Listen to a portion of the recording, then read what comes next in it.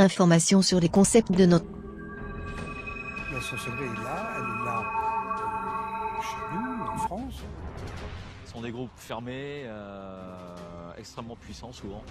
C'est la rancune, la jalousie, le ressentiment. Personne. Ainsi soit-il.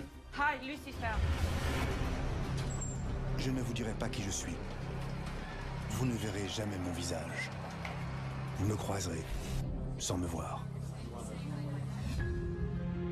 Mon passé était glorieux. Dans mon métier, j'étais considéré comme le meilleur. Le meilleur. Jusqu'à ce jour maudit, jusqu'à l'enquête de trop. Une violente polémique m'a fait tomber de mon piédestal. J'ai perdu ma réputation, mon travail, et beaucoup de mes proches m'ont tourné le dos. J'ai tout perdu. Mais je suis libre. Libre de continuer mes enquêtes, de traquer la vérité sur tout cet ailleurs qu'on nomme paranormal.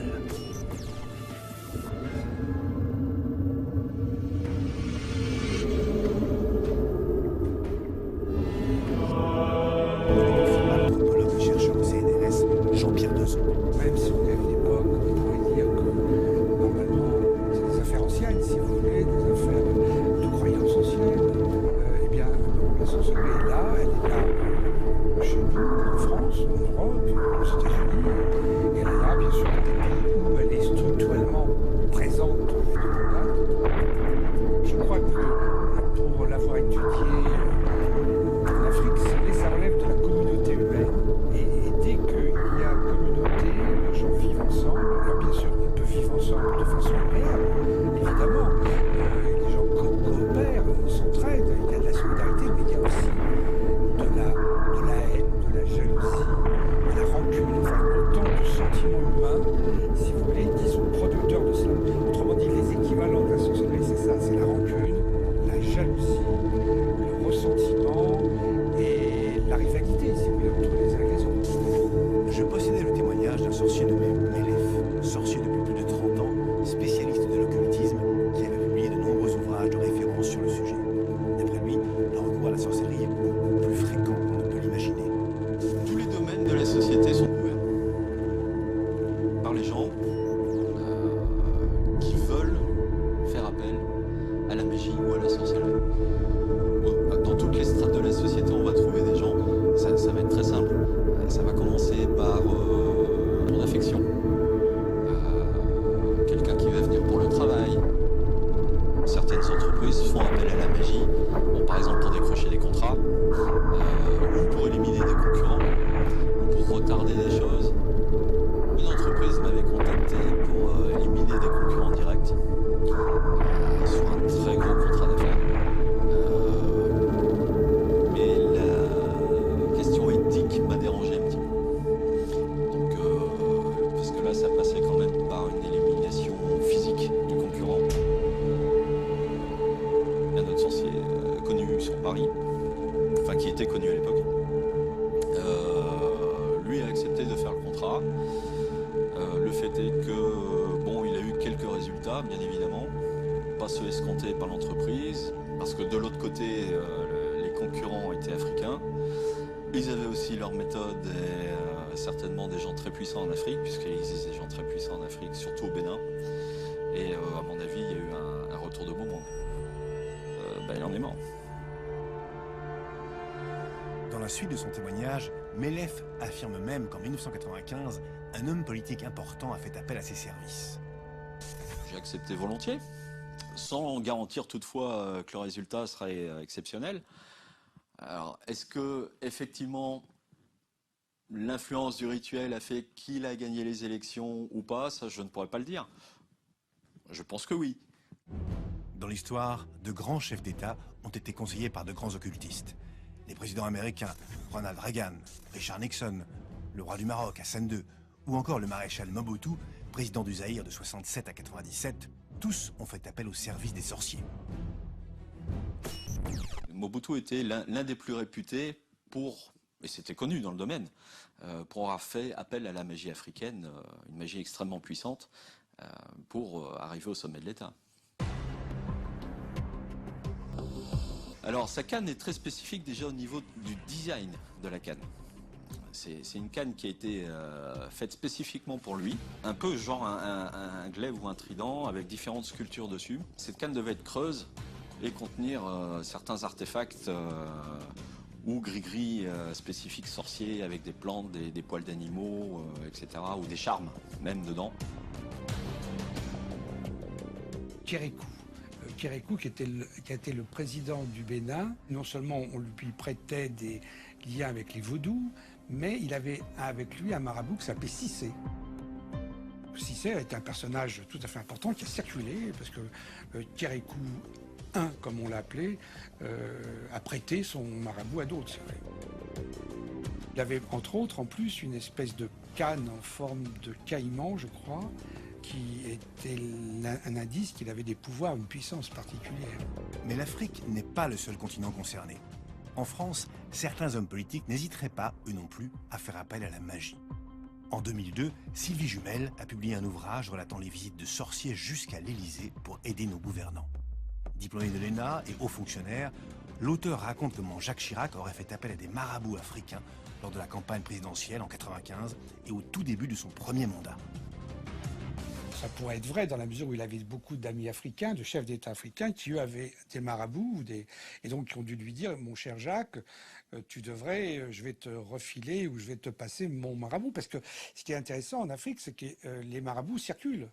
Hein, tel marabout ou équivalent, si vous voulez, réputé, un chef d'État va lui dire « Écoute, tu devrais, je vais te l'envoyer le mien, il est très bien. » Donc voilà. Donc après tout, là, dans une circulation, si vous voulez, des marabouts, pourquoi pas Jacques Chirac, qui aimait bien l'Afrique, il le disait, on disait Chirac l'Afrique. Hein. Le monde politique et celui des affaires ne sont pas les seuls touchés. Dans le monde du sport, le football en particulier, la sorcellerie fait partie des traditions. En 2002, lors de la Coupe du Monde, un marabout s'était vanté d'avoir envoûté l'équipe de France pour permettre la victoire du Sénégal, qui s'était imposé 1-0. Cible privilégiée des sorciers, Cristiano Ronaldo, la star portugaise. En 2009, un sorcier installé à Malaga, dans le sud de l'Espagne, et répondant au nom de Pepe, prétend avoir été mandaté par une ex-fiancée du footballeur pour lui jeter un mauvais sort. La fiancée éconduite lui aurait même versé 30 000 € pour un objectif plutôt radical.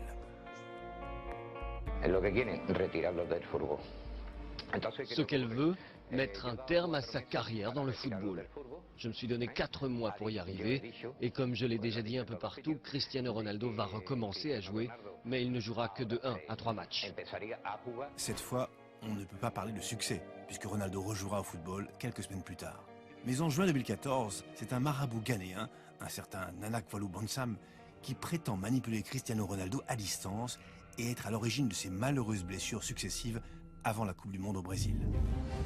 Accorder du crédit à ces témoignages, c'était accepter que des hommes et des femmes en France et dans le monde manipulent des forces obscures pour faire le mal. Comme toujours, je me voulais ouvert à tous les possibles, mais sans crédulité. Il était grand temps que je rencontre une de ces personnes, un sorcier qui accepterait de m'initier à cet art des ténèbres. C'est Ève qui m'avait lancé sur une bonne piste. J'ai été voir Athénos qui m'a conseillé. Athénos, le nom me séduisait. Ce sorcier, peut-être, pourrait devenir mon initiateur, me donner accès à cette redoutable confrérie.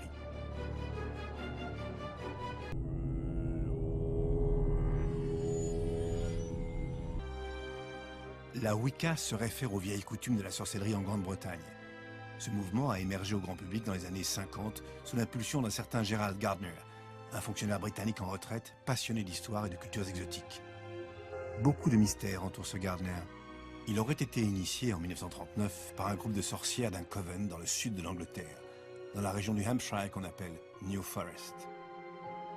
En 1964, Gardner meurt en emportant ses secrets avec lui, notamment l'origine exacte de la Wicca. Depuis, en un demi-siècle, le nombre de Wiccans s'est accru de manière considérable. En 1991, aux États-Unis, 8000 personnes se revendiquaient Wiccans. Aujourd'hui, ils sont plus d'1 million.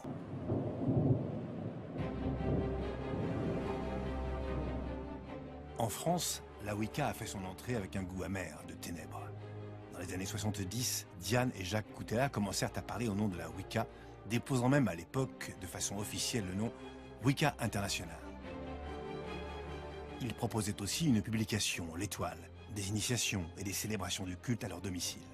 Au Dans le niveau de la Coven, magie, le sorcier, le magicien et le mage. Donc nous avons le sorcier qui va utiliser des forces qui ne sait pas forcément bien les gérer, bien les contrôler, etc. Il va utiliser des artifices, des animaux, des éléments de la nature, on va dire.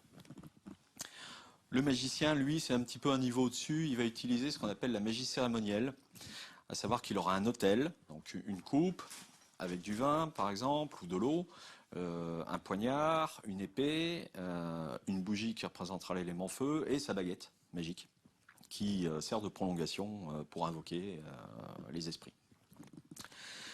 Et le mage, lui qui n'a plus besoin d'aucun artifice, qui est arrivé à une telle puissance où il suffit qu'il claque des doigts et ça se fait.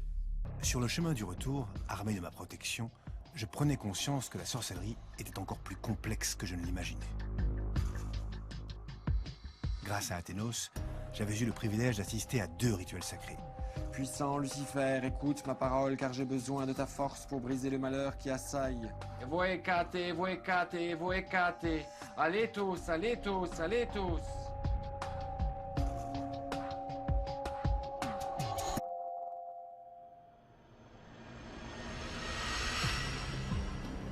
Jusqu'où un sorcier peut-il aller dans le mal? Le véritable pouvoir de nuisance des sorciers, la peur ancestrale qu'ils inspirent, était la question cruciale de mon enquête. Pour avancer, je disposais du témoignage de Mélef, qui osait aborder le sujet sans crainte. Dans le mal, jusqu'où on peut aller, ça dépend de la perversité de la personne. Au plus une personne va être haineuse, aigrie, en vouloir à tout le monde, parce que ça s'entretient aussi la haine, hein, au plus elle aura de puissance pour dégager un rituel de magie noire. Personnellement, ça m'est déjà arrivé plusieurs fois d'avoir des attaques occultes. Bon, malheureusement, ça s'est très mal passé pour ceux qui les ont faites.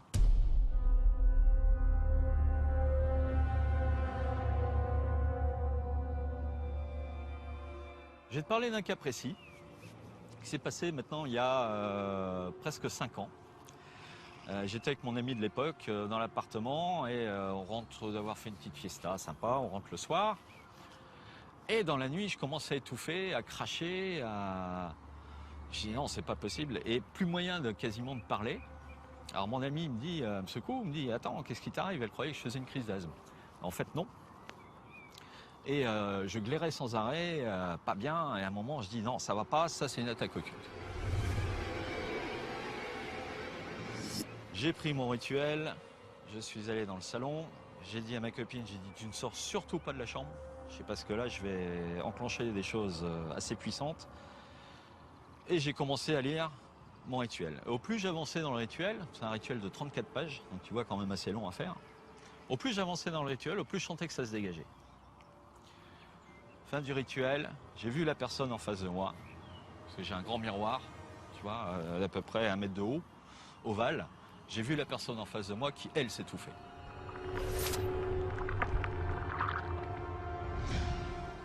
Et elle s'est définitivement étouffée.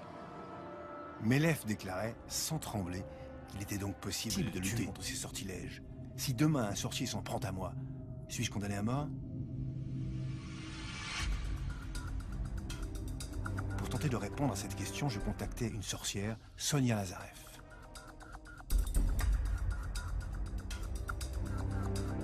J'avais découvert que Sonia se présentait comme la sorcière blanche. Parmi ses nombreux talents, elle affirmait pouvoir lutter contre les envoûtements. Nièce de Pierre Lazareff, le fondateur du quotidien François, Sonia prétend être médium depuis la naissance, comme l'ensemble de la famille Lazareff. Son oncle aurait même été initié à l'ésotérisme par Georges Gurdjieff, un des grands spécialistes de la première moitié du XXe siècle. Ancienne journaliste et illusionniste, Sonia s'est initiée à la sorcellerie au Mali et au Bénin pendant 15 ans, avant de revenir exercer en France. J'ai appris le pouvoir, la puissance, le pouvoir de distancier quand c'est pas grave, le pouvoir de châtier, le pouvoir d'aimer, le pouvoir de sauver les gens. J'en ai sauvé des centaines. Dès mon arrivée dans son bureau, j'osais lui poser la question qui m'inquiétait depuis quelques jours. Après plusieurs mois d'investigation, aurais-je pu, moi aussi, être victime d'un mauvais sort? J'ai besoin de votre concentration parce que la réussite de la consultation, ça dépend autant de vous que de moi. Quand vous prenez une carte, c'est une carte, une idée, une question. Vous prenez 4 cartes. Pour déterminer si j'étais ensorcelé, Sonia utilisait le tarot de Marseille.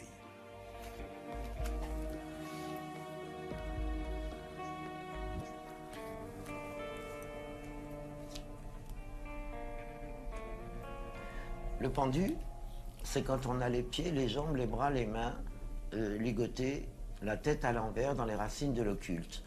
Donc n'allez pas dans des choses qui vous dépassent pour l'instant. Une fois que les esprits de l'au-delà vous ont choisi, on est complètement sous leur dépendance.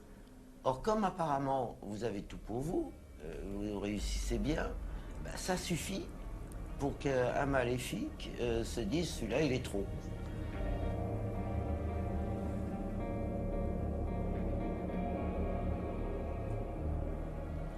En fait, vous êtes doué. Vous resterez là-dedans parce que vous êtes doué vous-même. Voilà, vous êtes doué vous-même. Voilà la grande nouvelle. Je fais la gueule parce que quand moi j'ai vu ça, j'étais pas très contente. Parce que c'est un domaine où, très exigeant, et quand on est dedans, il n'y a plus rien d'autre qui compte. Rassuré, je me promettais quand même de conserver en mémoire la mise en garde de Sonia. Mais comment, lorsqu'on est envoûté, lutter contre un rituel maléfique? Quand vous êtes envoûté, vous êtes maléficié, il n'y a plus de chance, il n'y a plus de travail. Tout ce qui arrive dans la rue, la pierre qui tombe du toit, l'échelle, le machin, les trucs, c'est pour vous.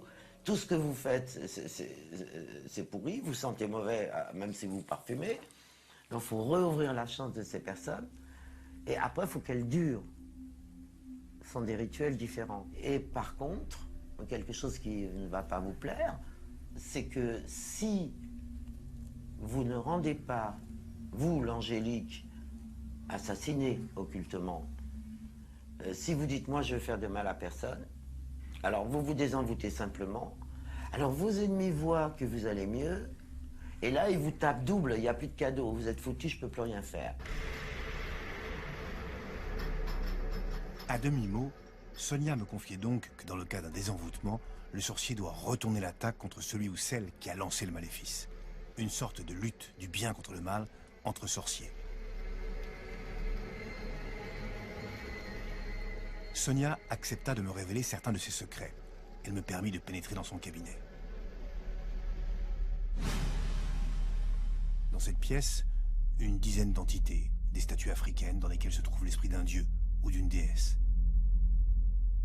Dans 2 grandes armoires, les 300 produits que Sonia va chercher elle-même en Afrique une fois par an. Je vais essayer de schématiser un peu parce que c'est tellement compliqué. Mettons que vous êtes envoûté. Alors, vous allez vous masser avec de l'eau que vous allez ajouter. Et après, vous allez vous masser avec en donnant mes formules. Et puis, le lendemain du premier massage, vous mettez aussi ça dans un peu d'eau et vous aspergez comme de l'eau bénite vos lieux de vie, lieux de travail, vos véhicules, vos animaux, votre lit si vous avez une mauvaise ex, tout ce qui peut être attaqué à l'entrée de votre maison, derrière votre maison. Je trouve des choses des fois derrière les frigidaires, enfin, partout où c'est suspect. Si vous êtes mal dans votre maison et qu'il vous arrive des trucs dans cette maison où il y a des entités qui vous embêtent, ça c'est magique. Grâce à Sonia, j'avais eu la chance de comprendre comment, en théorie, se déroule un désenvoûtement. Je songeais alors avait refusé que j'assiste concrètement à un désenvoûtement. En fouillant dans mes archives, je retrouvais de nombreux cas concernant des désenvoûtements qui auraient mal tourné, allant jusqu'à la mort de la victime au nom de pratiques magiques de protection. En décembre 2010, 2 jeunes Congolais tentent de pratiquer un rituel de désenvoûtement sur un Parisien de 15 ans, Christy Bamou. Après plusieurs jours de torture, l'adolescent meurt, noyé dans une baignoire. En 1994, l'imam Mohamed Kerzazi tente un désenvoûtement sur Louisa, 19 ans. Louisa est lavée avec de l'eau aux pétales de rose, puis commencent les incantations, avant qu'on ne lui fasse boire 4 litres d'eau salée et de lui enfoncer une serviette dans la bouche. La jeune fille décède après 24 heures de coma à l'hôpital de Douai, dans le nord de la France. Enfin, en 2013, à Vèze, dans le Rhône, Rania Rouabi, 43 ans, aurait proposé ses services pour chasser le malin du corps de Janine, 76 ans. En posant un sac en plastique sur sa tête afin de provoquer une convulsion, la désenvoûteuse a plongé la vieille dame dans le coma avant qu'elle n'en meure. Ces rituels de désenvoûtement peuvent donc s'avérer très dangereux. Et dans certains cas, pour des personnes persuadées d'être envoûtées, c'est la mort qui les attendait. Il faut savoir une chose, c'est que pour utiliser un rituel, il faut avoir reçu des sacerdoces, il faut avoir été initié là-dedans. Le gars qui va prendre son petit bouquin La sorcellerie en que sais-je ou en 10 leçons pour les nuls, je suis désolé, ça n'existe pas. Je sentais que j'arrivais au bout de mon enquête. Et ce que j'avais découvert me faisait froid dans le dos. Oui, il existait bien parmi nous des personnes, des jeteurs de sorts, prêts à faire le mal. D'où vient cette capacité à ensorceler, à envoûter l'autre? Ce don était-il inné ou bien acquis? Incroyablement, il existe en France une école de sorcellerie. Il me fallait y aller. C'est dans le Var, dans une ville que je ne peux dévoiler, que j'avais rendez-vous avec Lilith, la jeune sorcière fondatrice de cette école. Au début de notre entretien, j'ai appris que la jeune femme était devenue sorcière il y a 10 ans, avec pour seule motivation la vengeance. Les premiers rituels, il y a eu les rituels de santé et les rituels de vengeance.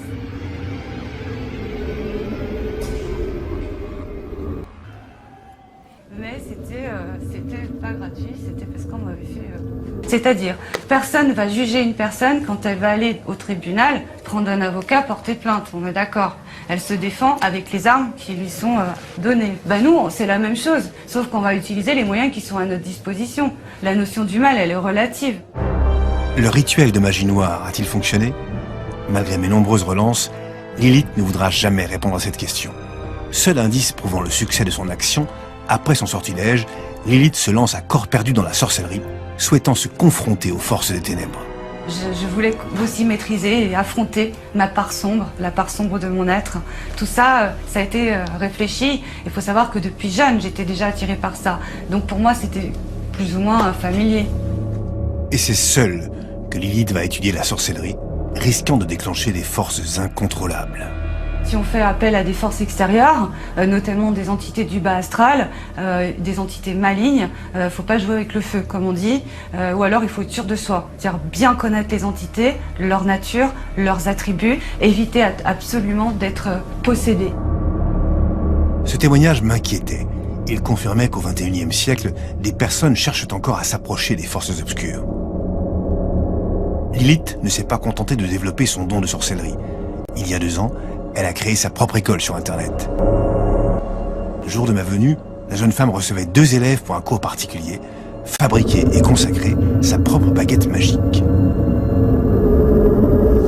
Donc là, le suro, c'est le bois des déesses, hein, c'est pour invoquer les déesses sombres, on est d'accord? La formation pour devenir sorcier dure de 3 à 6 ans, offrant des cours de voyance, de théologie, de philosophie.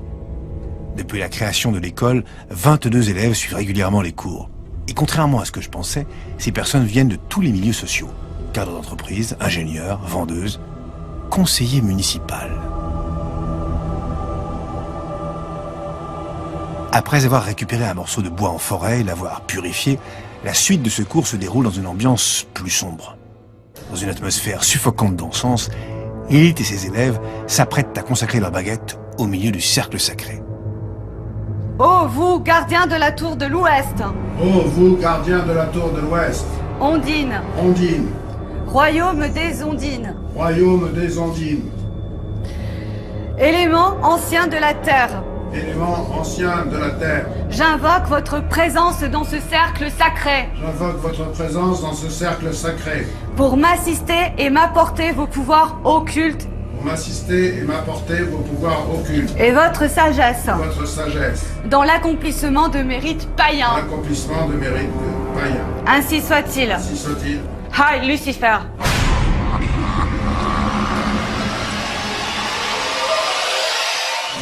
Pour nous, tout ça, c'est symbolique. C'est-à-dire, ça symbolise le fait de refléter ses défauts, de les affronter, afin de pouvoir s'en défaire. Donc, mettez la baguette en direction du ciel. En ce jour dédié aux déesses sombres. En ce jour dédié aux déesses sombres. Ma baguette est maintenant consacrée. Ma baguette est maintenant consacrée. À l'usage exclusif de la sorcellerie. À l'usage exclusif de la sorcellerie. Ave Lucifer. Ave Lucifer. Voilà, là c'est consacré, c'est opérationnel. La baguette magique, ça sert à diriger l'énergie. Donc c'est une extension du bras du magicien. Donc tout dépend de son énergie, de ce qu'il a acquis comme pouvoir et des forces occultes qui sont avec lui. Dans le monde, d'autres écoles avaient été créées. La toute première école de sorcellerie, l'école de magie Grey, a ouvert ses portes en 2008, en Californie, sous la direction de Oberon Zellravenhart. Elle enseigne les mathématiques avancées, la cosmologie, la métaphysique. Perdue dans les collines de Klagenfurt, à quelques kilomètres de Vienne, en Autriche, l'école d'Andreas Strachel, des Amplis-Guerre depuis juillet 2011, date de son ouverture officielle. Pour 6 000 €, cette école propose à ses élèves de devenir sorciers en 4 ans et demi. Pourtant, ces établissements ne semblent pas être pris au sérieux par les véritables sorciers. L'étude de la magie et de la sorcellerie, ça se fait pas en une journée. Moi, ça va faire plus de 30 ans que je suis dans le domaine. Et je suis pas arrivé au bout. Tout être humain, au fond, a la possibilité de développer des pouvoirs psychiques. Tout le monde, on l'a tous. Mais on va dire qu'il y a des gens qui sont extrêmement doués et d'autres qui le sont moins. C'est un peu comme les artistes, par exemple, il y a des gens qui sont doués pour la musique, qui ont l'oreille musicale, et puis qui font ça facilement, quoi. Puis il y a des gens qui veulent devenir musiciens, mais s'ils n'ont pas l'oreille musicale, ils vont avoir beaucoup de mal, et puis ils y arriveront pas. Dans les bibliothèques, on a des grimoires qui viennent du Moyen-Âge, pas forcément de sorciers, mais de livres anciens avec des sceaux, etc., etc. Mais on ne peut pas les consulter. Donc on va retrouver des petites bribes dans les livres actuellement diffusés un peu partout, mais il faut remonter le fil. Les vrais grimoires, ils sont secrets, ils sont protégés par des entités. C'est même dangereux de les posséder si vous n'êtes pas initié. Ça, c'est la magie, la vraie. Certains grimoires, je vous dire, si vous les laissez ouverts pendant la nuit, il y a des manifestations étranges pendant la nuit, des coups dans les murs, les portes qui claquent, des manifestations, d'accord? Tellement c'est puissant. Il est interdit de les montrer à des profanes. Ce sont des sociétés secrètes qui les gardent.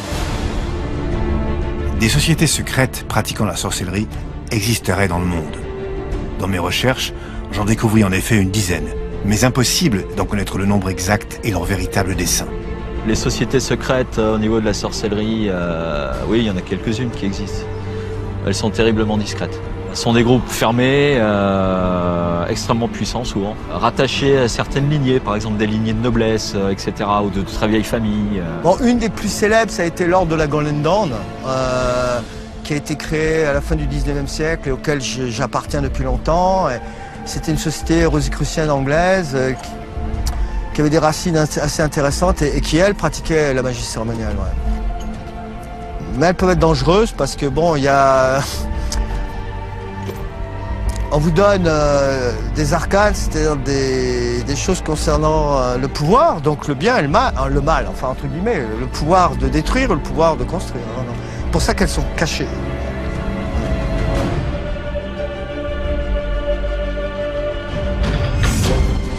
Au terme de mes rencontres, j'étais convaincu que la sorcellerie était une réalité, que des hommes et des femmes possédaient effectivement un don.